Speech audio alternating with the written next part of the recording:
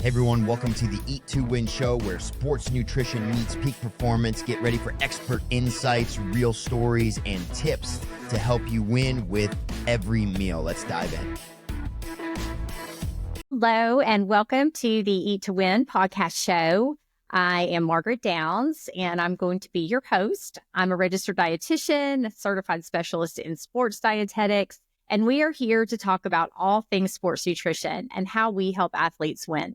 Today, we are lucky to be joined by Miss Lindsay Fencl, who is also a registered dietitian, and she is a sports and wellness registered dietitian who specializes in orthopedics and rehab nutrition. She also enjoys practicing in women's athlete health, and we are going to touch on some really interesting subjects around women's health with Lindsay today. So she is here to share her expertise with us and how nutrition can help transform some rehab outcomes for athletes and people who may be injured, and also give us some insights on supporting women through some very unique challenges. So thank you for joining us, Lindsay, and let's dive into your insights.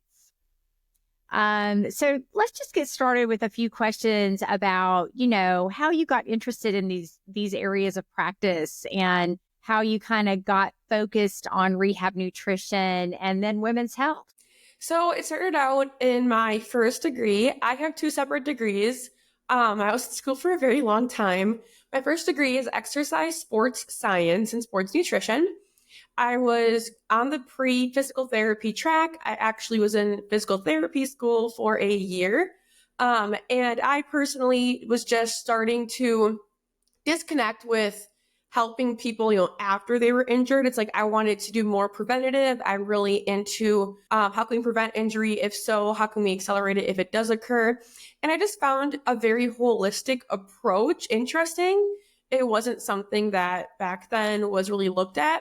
So I ended up leaving physical therapy school, becoming a personal trainer, and then also going to school for my second degree, which is in nutrition and dietetics. So because I've always had interest in rehab and exercise and obviously taking care of yourself in the nutrition and the exercise aspect, I kind of wanted to bring those together. I think that rehabilitation can have way better outcomes if we look at people in a holistic approach, which is something that I really like to do. And so why not benefit the healthcare system in addition to the patients by accelerating the recovery process, getting back to your exercise or your sport quicker, and overall just improving the outcomes together. Well, I mean, that's just so exciting, and love how you are talking about this holistic approach to wellness and rehab, because clearly we know nutrition is one of those foundational parameters of, preventative medicine, but also in coordination with other disciplines, then we become that much stronger too. So, tell us a little bit about how you are integrating nutrition into some medical protocols and how those protocols may be helping you to, assist clients with their outcomes and recovery. So for me, it's really important to help educate the patient before they even go into the orthopedic surgeries or even go into rehab, because your body is going to be under an immense amount of stress. Surgery is a lot of stress. And so getting your body in the best anti-inflammatory and healthiest state to handle that stress is important. So making sure they're eating, a lot of protein, a lot of anti-inflammatory fats and antioxidants, and staying very hydrated. So giving them that education ahead of time. And then also once they get through the surgery, educating them that even if you're not hungry, which a lot of the times you're not based upon anesthesia, it's still super important, and your body does have this huge stress that it needs to modulate with their hormones and bring down to normal level. So really educating them on, hey, this is the proteins and the fruits and vegetables and the fiber and things we need after we go through the surgery. And also once they get it into physical therapy, then is educating them that we can treat physical therapy like it's sports nutrition, right? It may be to a different intensity than maybe a football player or a basketball player, but you're still challenging that injured muscle and that injured tissue to its maximum stress level. So really encouraging them to have the pre and post exercise or rehab nutrition, eating that protein on the back end throughout the entire day, reaching those protein goals. Because whether or not that patient is an athlete, their body still needs to be treated like one. Yeah, absolutely. And I mean, certainly, it sounds like you've got all of those phases kind of covered with respect to how you would use nutrition to a client's benefit. Um, what are some key nutrients or dietary strategies that you prioritize? You mentioned a few, in your previous comment, but is there anything specific in terms of strategies or nutrients, even supplements that you would recommend for patients recovering from orthopedic injuries or surgeries? Yeah, so right off the bat, protein is super important. It's what helps our tissues recover. And so reaching your protein goal, which I usually tell people, taking your body weight in pounds times 0.6 to 0.8, that's going to give you a pretty solid range. Trying to reach that a day. So that being said, a lot of people can reach that through whole foods. Some can, and they need supplements. So that's when you kind of figure out, okay, what can we add in? Protein powder, protein shakes, or maybe we can just figure out how to add a variety of proteins to their diet. Secondly is the really helpful anti-inflammatory components, which gives you your omega-3 healthy fats. We can find those in olive oil, avocados, nuts, seeds, fatty fish like salmon, tuna, sardines. And then also your antioxidants, which really help decrease the inflammatory and oxidative stress effect on the body, which is really pivotal for people who are going through surgeries and also just exercising and stuff. And so you can find antioxidant foods like pomegranates, dark cherries, berries, leafy greens, pecans, red beans, things like that. Those are all super helpful for you. So taking all of that information and figuring out, okay, with this patient, how can we get these good components into your diet in a way that tastes good, in a way that you know how to cook, things that you can afford. So it's kind of taking all of the idealistic approaches, but really individualizing it to that person specifically. Yeah. Are you using the nutrition care process in this? Are you kind of like walking people through, the assessment components and then bridging that into, food and nutrition history and kind of using all those factors to help guide you in terms of your implementation of their needs? So I don't do as much in the outpatient setting and more in the cash-based setting. I don't do as much like the physical assessments, but I mean, when people tell me their health history, I'm a very holistic approach person. Yeah. So I want to know their eating habits, hydration, exercise, sleep, stress management, health history, all those things. And so when I take all that into consideration, I'm pretty educated in the sense where if they tell me these symptoms that they're having, I can kind of bookmark those and write down maybe they're deficient in this, and then come back to it and circle around once I've gathered information about like, what does their diet look like? Does it correlate to my initial thoughts? So I kind of use assessments. And if I need someone to gather further assessment with hormones or deficiencies, I will refer out for blood tests. I don't do that myself, but I try to first just gather what I can from them. Okay. Well, it sounds like you definitely have those critical thinking skills working for you for sure. So in terms of, those key nutrients and dietary strategies, do you feel like generally the people you work with are receptive to, either altering or maybe increasing certain components of their diet? What kind of challenges do you find that you might encounter when you're working with this type of person? So I would say most people want to do their best. Most people have the greatest of intentions. Although I think it's challenging with a lot of the wellness influencers and fitness influencers online who are sharing this information. And so patients will think they're doing their best, right? They're cutting out this certain food, they're eating a bunch of this food, and it's actually like not helpful for them at all, but they're trying. So I feel like most people want to improve themselves, but they might not have the whole image. Also, I think there's, affordability of, can they afford to even go get the help? And so if people are coming to me, like in the setting that I'm in, people have to pay me to see me. So generally they're interested in listening to what I have to say. But I don't think that's linear across all settings, because if a doctor's referring them and they don't really have any skin in the game and they're just being told to go there to check a box, I don't think they maybe have the best intentions of changing. And that's not something that as a dietitian, like, we can't make someone change. We can give them our best motivational interviewing and give them all the information. But if they're not in that stage of change, you can't do anything with that. So I think it kind of comes in all different areas. Yeah. Well, everybody is definitely unique and different. And I know, it's from having a big practice background myself that you really do have to take it person by person and look at what it is they're really trying to do here with their goals.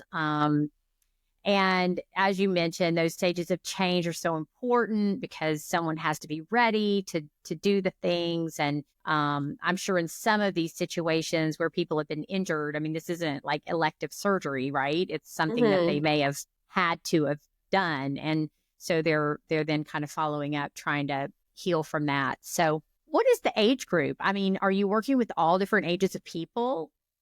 Honestly, do I would say high school would be the youngest. I've seen a couple of middle schoolers, but I would say high school up to like menopausal women. Again, there are outliers, right? There may be a 70-year-old patient that I see, but generally speaking, it's high school athletes, and then like college athletes in that aspect.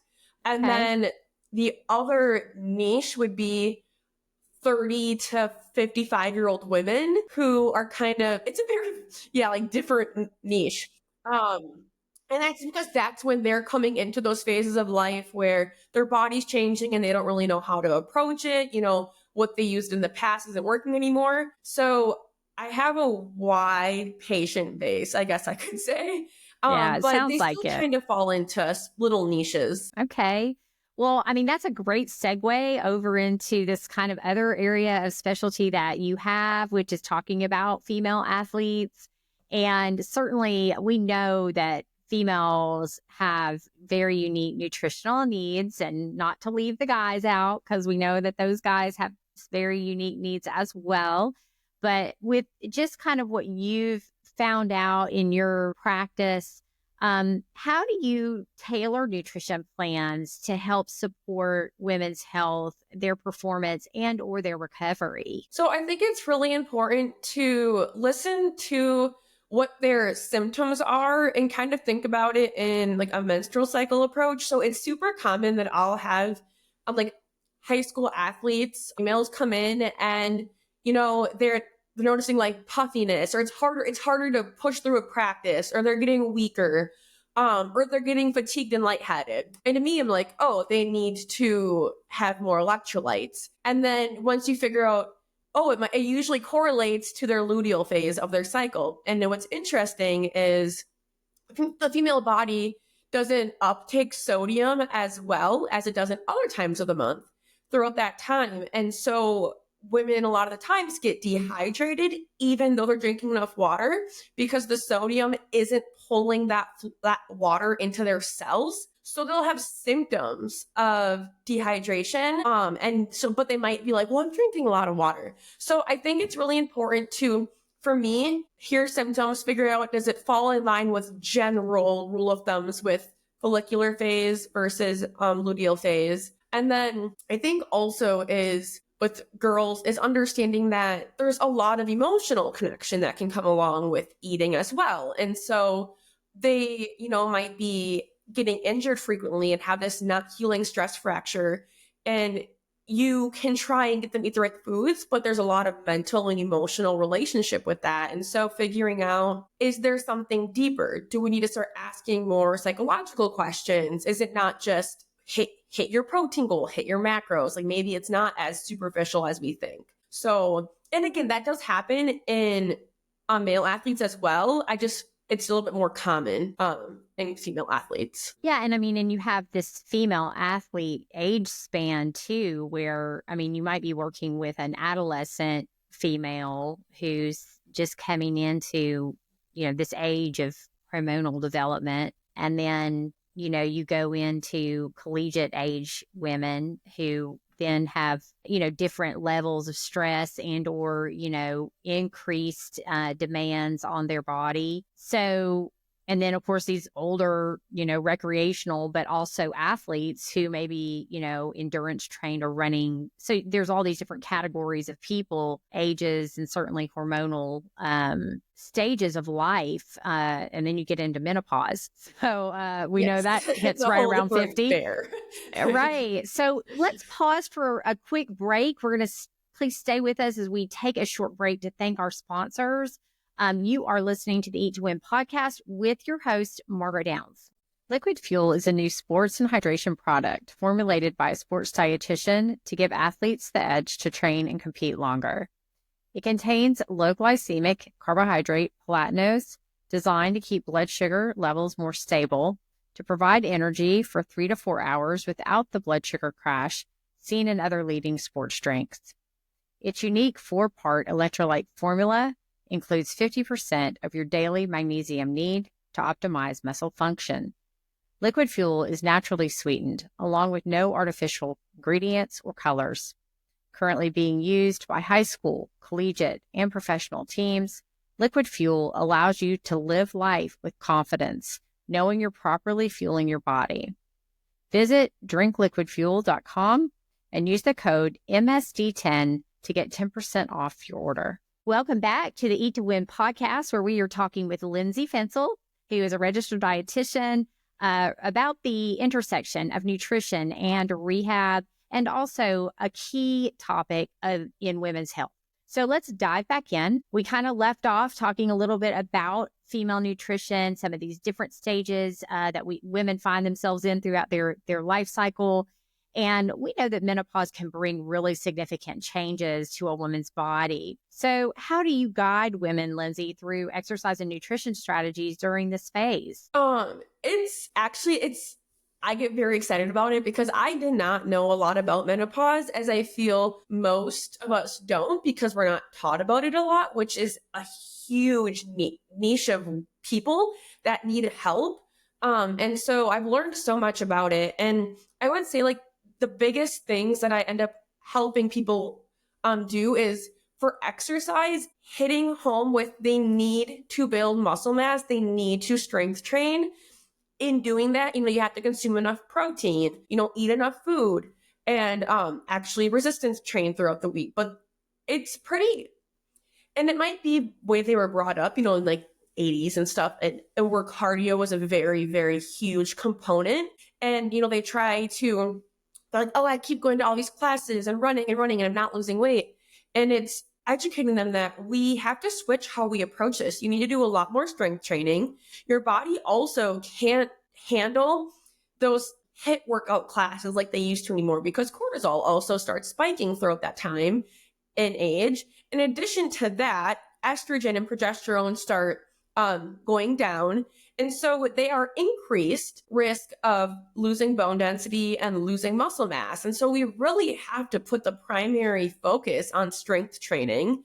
And then also outside of that is trying to control the inflammation that can occur throughout that time when your hormones are doing all of these things. So hitting more of those omega-3 fats, antioxidants, getting a lot of fiber.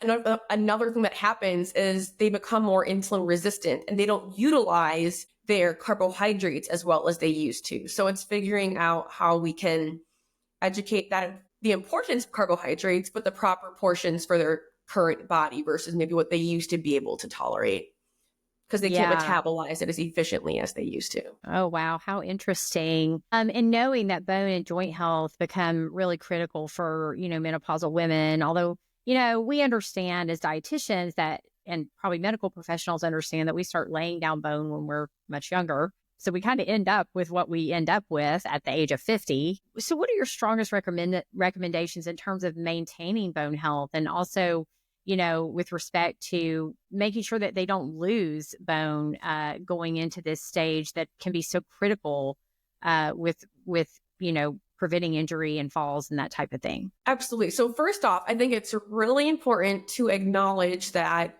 around the age of 35, your hormones, your estrogen will actually start dropping. And so a lot of people don't think about menopause until they're experiencing the hot flashes and all of these things. They're already in it at that point. We can actually improve our menopausal experience if we start thinking about it like a decade before it happens, right? So I would say start resistance training as soon as possible. So if you're in your 30s, kind of treat yourself like a menopausal woman.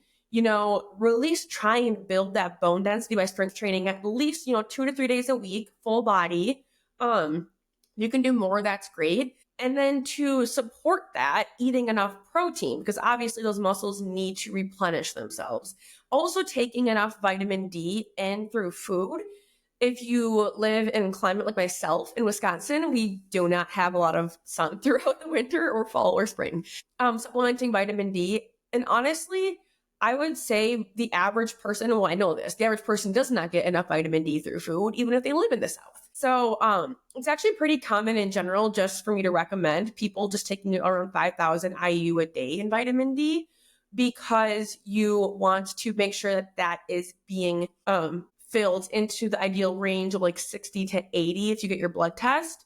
Healthcare will say 30 to 80 is good, but you really want to be on the high end of that, anticipating that it's going to start going down once you get older. So you want to build up as much as we can to prevent that from happening. Yeah, I've definitely seen those higher levels being promoted, not only, in literature, but also in practice for sure. So how would you say you can advise people, in terms of supporting hormonal health, when it comes to different stages of change for women in their life cycle, but especially at the menopausal age? How would you say nutrition can support hormonal health? Yeah. So what's interesting to know is how and what hormones all interact together. So a lot of people think about your estrogen and progesterone, right? But there's cortisol, there's like melatonin. There's all of these hormones that interact. So like cortisol naturally goes up in menopausal women. So what we can do is really hone in on controlling our sleep-wake cycle. So really getting enough rest and having consistent morning and nighttime routines and having good morning sunlight and dark at night to really help keep that melatonin and cortisol cycle regulated. That's something we can do outside of nutrition. But in regards to nutrition is eating an appropriate amount of carbohydrates, because if we have too many carbohydrates at one time, insulin is going to spike. And that's another thing that we don't consider a lot of times. That's going to spike. If that spikes, cortisol goes up. And if cortisol goes up, all of our other hormones go up, and they're all connected. So I would say the biggest things are getting good sleep, eating an appropriate amount of carbohydrates, but more importantly is getting enough protein in. Protein helps your body utilize carbs better.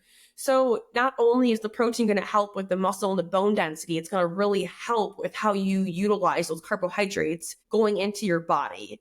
So those two things are really important. And then I think just acknowledging the inflammation that can occur in our body. So eating more anti-inflammatory things and knowing that we might need more rest, like more, we need more rest than we think because of the pure inflammatory response that is in our body at that time. Yes. And from lack of sleep, that doesn't help anybody's and the hot flashes that come with not being able to sleep and the insomnia, and all those things kind of like counteract each other. So you get into a never-ending cycle of those like symptoms, and it gets overwhelming. It gets to be pretty challenging. Yeah, well, it's a great topic to continue to investigate and also keep up with, because the science is definitely, pointing to, hey, ladies, let's really learn all we can, because we know that it's such a significant time of change, physically, emotionally, and certainly has an impact on cognition and brain health as well. So just, really excited about hearing from you maybe down the road in the future about practices that you may be involved in. So my goodness, thank you so much for your time. I'd like to kind of just give you a moment to tell our audience, what's one key takeaway that you would like to provide to them to help them remember about the connection between nutrition, rehab, and or women's health. And where can they connect with you, Lindsay, to learn more about you and potentially, be able to connect with you for help? Yeah. So I would say when acknowledging, athletes and menopausal women and then rehabilitation patients who are like all very different, at the end of the day, I think getting enough protein in to support your body under stressful environments, whether that stress is hormonal changes or training or exercise as an athlete or a surgery that you're put under for orthopedic surgery, getting enough protein to help support your tissue is really important. And then also thinking about outside of nutrition, like a holistic approach. I'm a very big holistic approach person, so don't underestimate just getting some sleep, drinking more water, those really small things that can seem really minute, but have a huge aspect. A huge impact on overall health. Yeah. And then that's a really good takeaway too. It's just daily practices that are going to help, with all these different types of things that we're talking about, and can help with prevention, right? And or relapse or, injury to begin with. So that's a great point. And then so where can we connect with you, Lindsay? Yes. Oh, you got another one? I do most of my interactions on Instagram and LinkedIn. So on LinkedIn, I'm literally just my name, Lindsay Fencl. You'll find that. And then on Instagram, I am lindsayfencl.rd. So again, my name with a dot and then an RD afterwards. So pretty easy to find me. The pictures are the same picture too. Very consistent. Well, I don't know if I cut you off when you were trying to give us one more takeaway or not, but if there was anything popped up that I wanted to say, it wasn't a huge takeaway, but I wanted to point out the importance of creatine and research supporting creatine with people as they age in general. That with menopausal women is something that I think is going to be coming up a lot in the future. There's a lot of research being done about it right now with neurological protections. And keeping that bone density and the muscle. And so I wanted to throw that in there as a little token. That's great. Yeah, that's a great tip for us to continue to follow as well. So, well, thank you so much for joining us. We've really enjoyed our time with you. Hope we'll see you again down the road and who knows where, but that is it for today's episode of the Winner's Circle and the Eat to Win podcast show. A big thank you to Lindsay Fencl for sharing her expertise on rehab nutrition, sports medicine, and women's health. If you found today's episode valuable, please like, subscribe, and share with your community. And until next time, keep winning. Thanks for joining us on the Eat to Win show. Remember, every meal is a step toward victory. Until next time, stay strong and keep winning.